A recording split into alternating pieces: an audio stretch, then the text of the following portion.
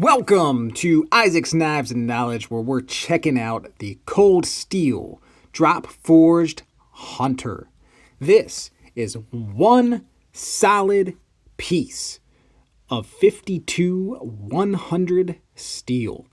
This is a ball bearing steel that is known for its toughness.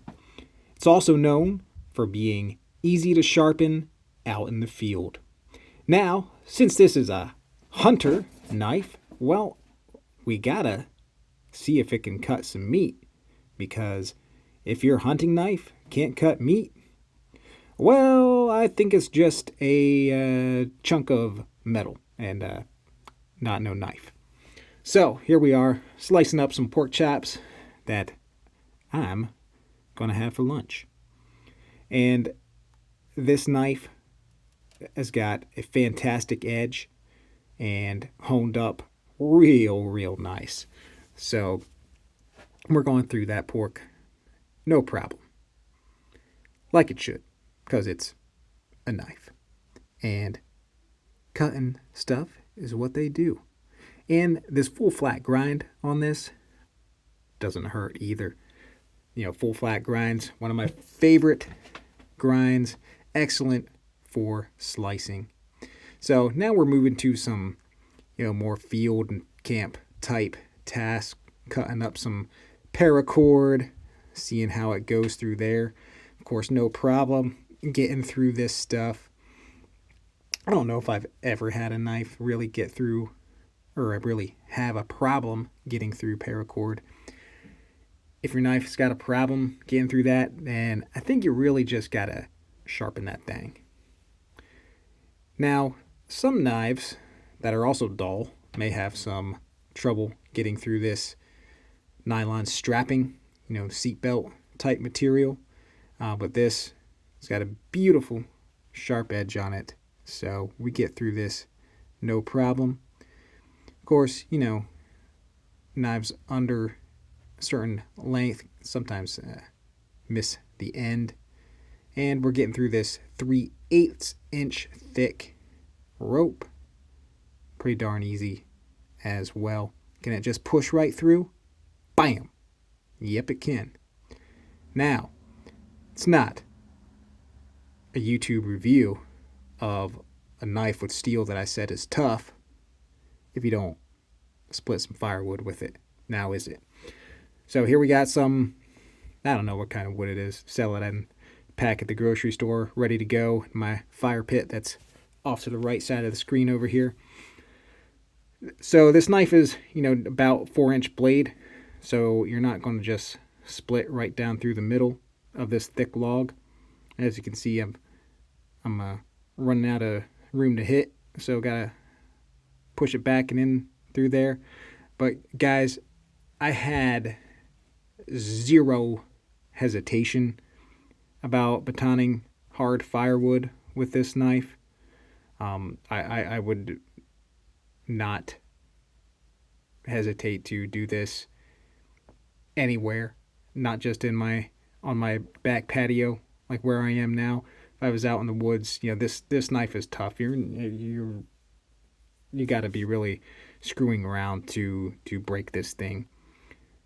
So can we go from that to getting some nice fine shavings for starting up a fire? Well, you tell me.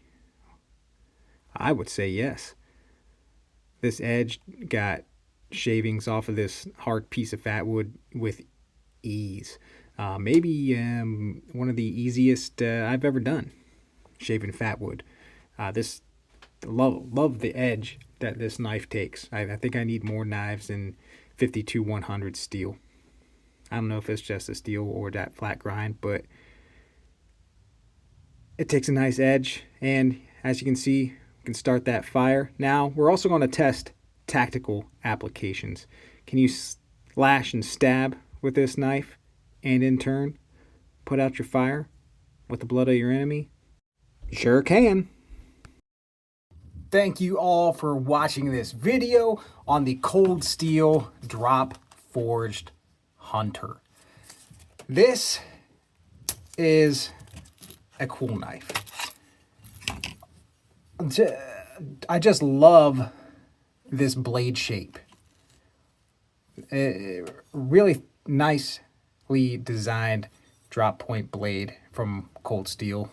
And of course, you know, that whole piece of dropped forged 52-100 steel makes for a very tough knife.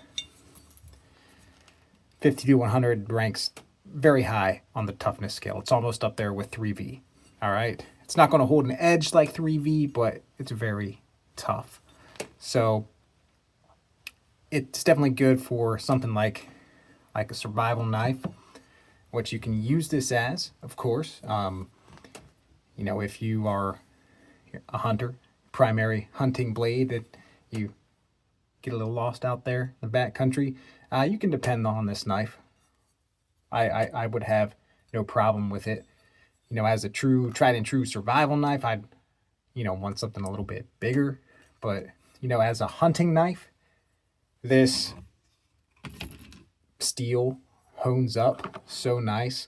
When I got this, it had a really good edge on, straight from Cold Steel, but I honed it up on Arkansas stones, and it got so nice and polished, guys. And you know, just stropping it on leather, just, you know, stropping it right here before I started talking to you, and this knife is just got a razor edge on it. Let me see if I got paper here to cut. Watch, I say that and it doesn't cut shit.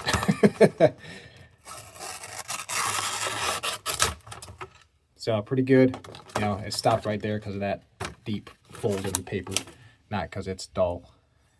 So this knife is very affordable, guys. Very affordable. Under 50 bucks you can get this knife. And I think that's a great price point for it. I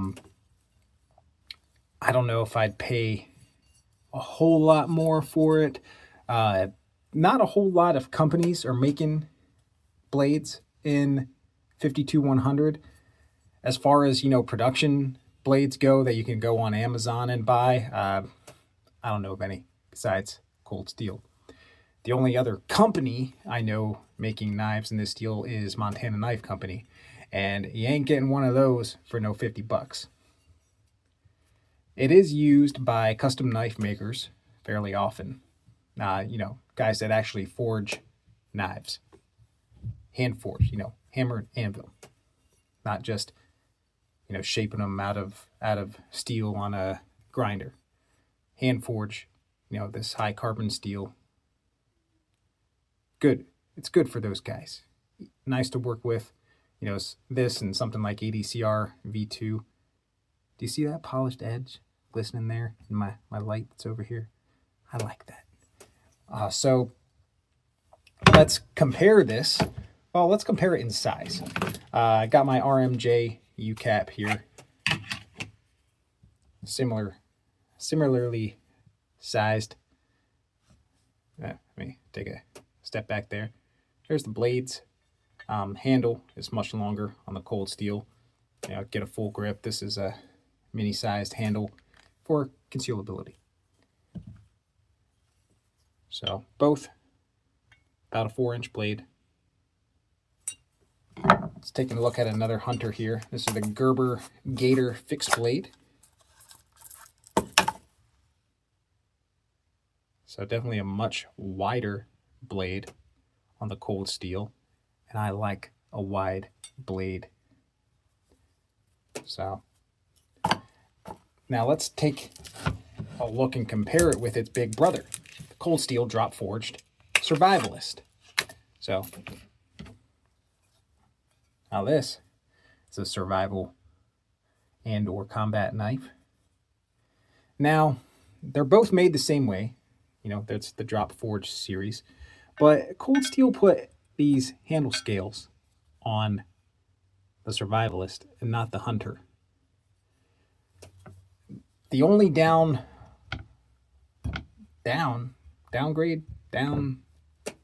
con, the only con about this is there's just this empty space. It's like they they wanted to put these handle scales like this into this, and then they just changed their mind after they shaped it.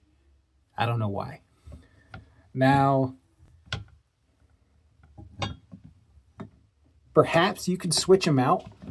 Just sitting the Hunter on top, and it does look to be the same size. Now you would have to drill this out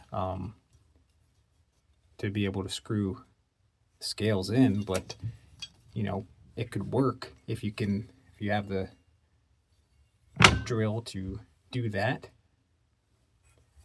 So that's my only fault on this cold steel drop forged Hunter, is I wish there was something else here.